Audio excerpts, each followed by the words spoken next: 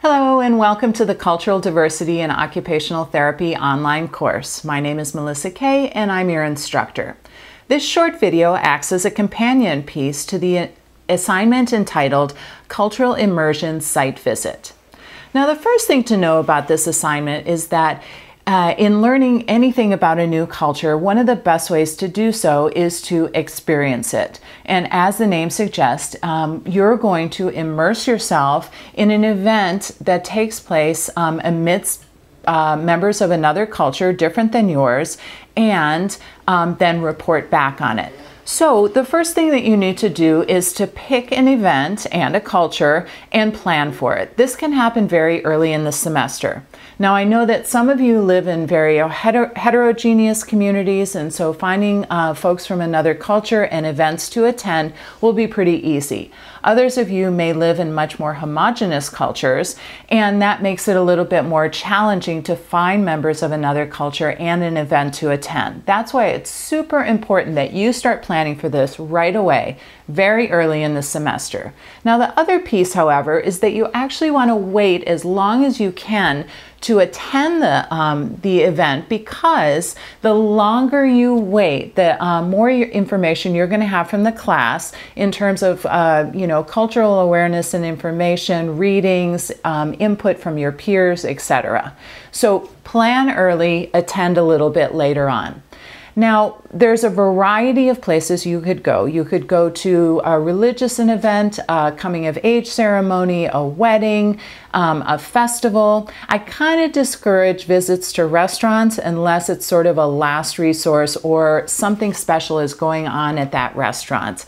But the field is open. And when you make a decision or a tentative decision, what I want you to do is post in one of the online threads and get a final approval for it, so that we're sure that everybody is covering a variety of cultures and events, and we don't have a whole bunch of people going to the same type of events.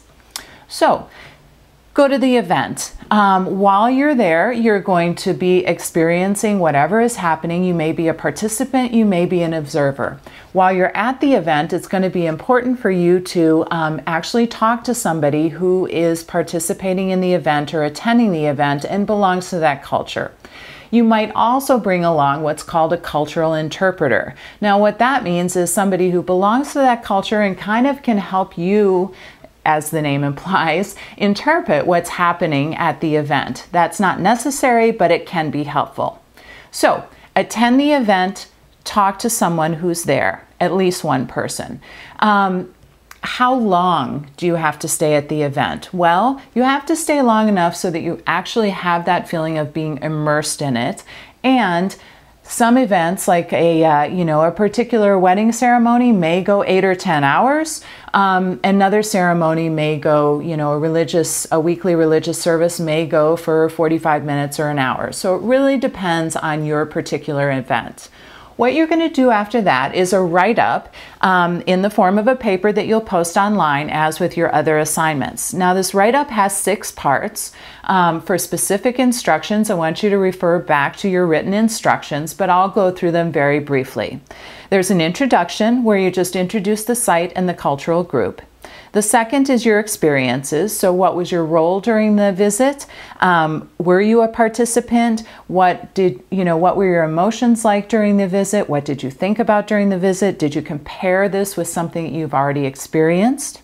The third part will relay your conversation with the person that you talked to and any insights and thoughts that you had in terms of communicating with someone from another culture.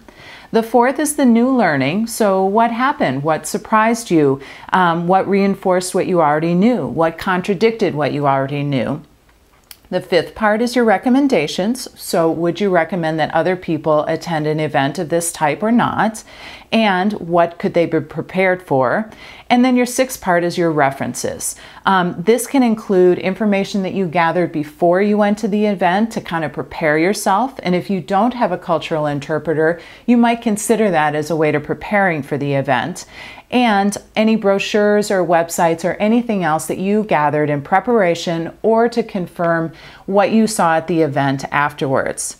Now, you're going to be posting this, as I said, and one thing that's that's pretty neat for people to do is to actually include visuals. So if you can upload photos, short videos, PDFs, anything that helps bring that experience to life and make it more compelling for your audience would be great. So people have done this in a variety of ways in the past, but you definitely want to try to get some visuals so that we can have a deeper and richer experience along with you.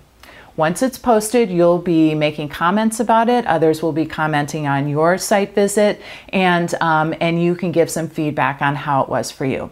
I hope this helps, and I'll see you online.